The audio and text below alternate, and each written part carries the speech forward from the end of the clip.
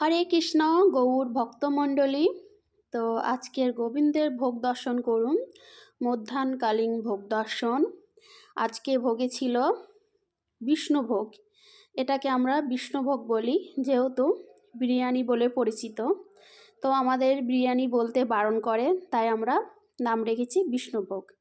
তার সঙ্গে ছিল এঁচোড় আলুর সবজি আর টক পালংয়ের চাটনি আর এই শীতের সিজনের লেবু। তো গোবিন্দকে এই ভোগ নিবেদন করেছি আজকে। আপনারা সকলেই ভোগ দর্শন করুন, ভোগ দর্শনে দুর্ভোগ কাটে। আর আবারও বলছি, প্রতিদিন গোপাল সোনার ভোগ দর্শন করার জন্য পেজটি ফলো করবেন, পাশে থাকবেন। তো আজকের মতো এইটুকুই। মন থেকে রাধে রাধে লিখতে ভুলবেন না। আমার রাধারানীকে দর্শন করুন, আমার গোপাল সোনাকে দর্শন করুন। হরে কৃষ্ণ, হরি বল, রাধে রাধে।